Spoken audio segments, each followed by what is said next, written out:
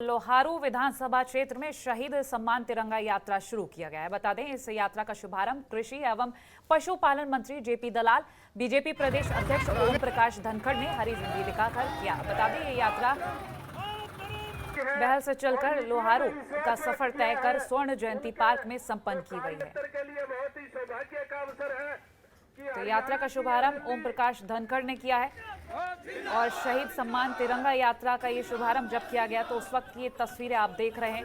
इस अवसर पर बीजेपी प्रदेश अध्यक्ष ओम प्रकाश धनखड़ ने कहा कि किसान ने आज देश की आन और बान बना रखी है और ऐसे में आप तक ये तस्वीरें भी आप देख रहे हैं। जिंदगी भर आपका एहसानमंद रहेगा, मौका चाहेंगे, आपकी सेवा करेंगे। तो जो यात्रा निकाली गई उस वक्त की ये तस्वीरें आप देख रहे हैं। किसान ने आज देश की आन और बान के लिए तिरंगा उठाया है। देश की और नीतियों में विश्वास व्यक्त किया है। उनके जो कार्यकर्ता के लिए बहुत ही सौभाग्य का अवसर है कि हरियाणा की ये रैली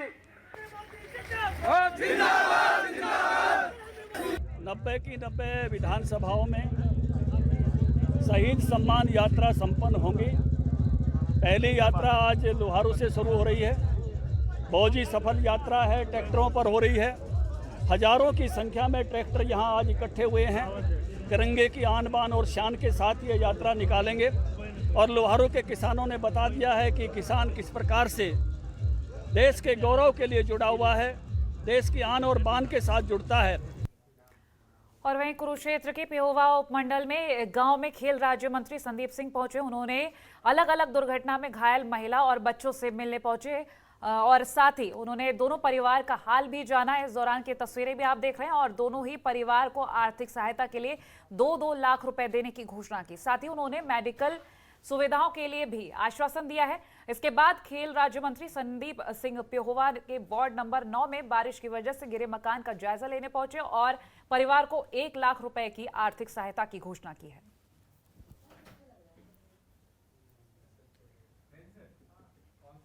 तो पेहोवा पहुंचे खेल राज्य मंत्री संदीप सिंह और दोनों ही परिवारों से मिले हैं। दुर्घटना में घायल पीड़ित परिवारों से मुलाकात की और आर्थिक सहायता की भी उन्होंने घोषणा की है।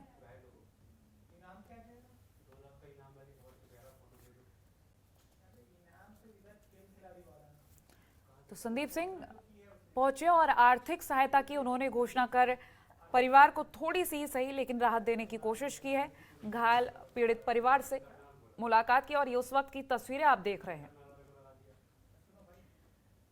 कुरुक्षेत्र के पेहोवा पहुंचे थे खेल राज्य मंत्री संदीप सिंह, जहां दुर्घटना में घायल पीड़ित परिवार से मुलाकात की और उनको आश्वासन दिया, सांत्वना दी और आर्थिक सहायता की भी घोषणा की है उन्होंने।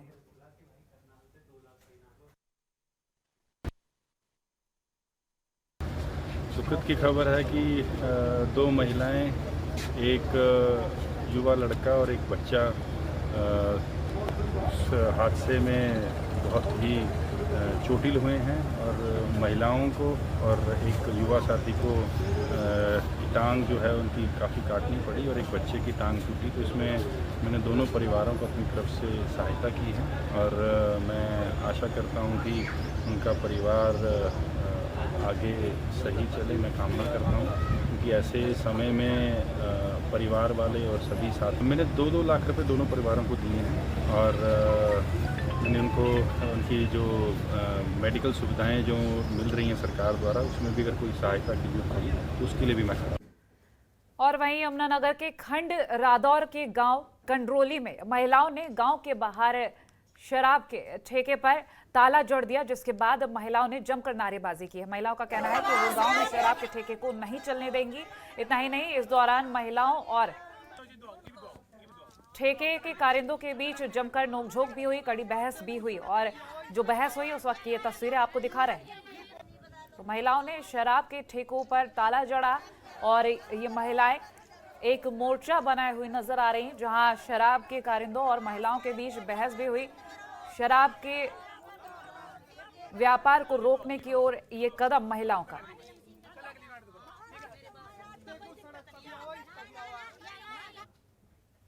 और वहीं कुरुक्षेत्र के ऐतिहासिक छठी पातशाही गुरुद्वारे में सिख समाज की महापंचायत हुई। इस महापंचायत में भाकियू प्रदेश अध्यक्ष गुणी प्रकाश का सिखों पर किए गए अभद्र टिप्पणी को लेकर चर्चा हुई। वहीं इस महापंचायत में कई अहम मुद्दों पर बातचीत भी हुई है। भारी संख्या में सिख समाज के लोग इस महापंचायत में जुड़े।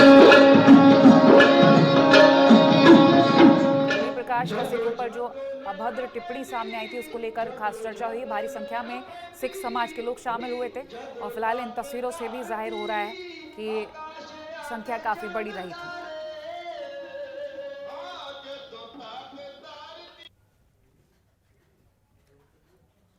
और वहीं करनाल के उचानी गांव में हॉर्टिकल्चर विभाग की तरफ से खोदे गए गड्ढे में डूबने से 2 बच्चों की मौत हो गई। बता दें दोनों ही बच्चे जिनकी मौत हुई,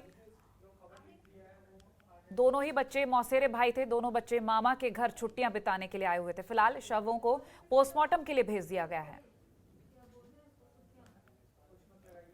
तो ये उन दोनों बच्चों की तस्वीरें हैं। हॉर्टिकल्चर विभाग ने जो गड्ढे खोदे थे उस गड्ढे की वजह से 2 बच्चों की जान चली गई। गड्ढे में डूबने से दोनों बच्चों की जान चली गई। तो ये बड़ी लापरवाही रही है हॉर्टिकल्चर विभाग की, जिसकी वजह से 2 मासूमों की जान चली गई। दोनों ही बच्चे मौसेरे भाई बताए जा रहे हैं। अपने मामा के घर छुट्टियां मनाने के लिए आए थे, लेकिन उन्हें क्या पता था कि उनके साथ यह हादसा हो जाएगा। परिवार के बच्चे मामा के घर 2 बहनों के बच्चे आ जाते हैं और सीधे तौर पर कुरुक्षेत्र के शाहबाद उपमंडल स्थित मारकंडा नदी में एक युवक का शव मिला है, जिससे इलाके में हड़कंप मच गया। और वहीं सूचना मिलते ही मौके पर पहुंची पुलिस ने फिलहाल शव को कब्जे में लेकर पोस्टमार्टम के लिए भेज दिया और इस मामले की जांच में जुट गई है।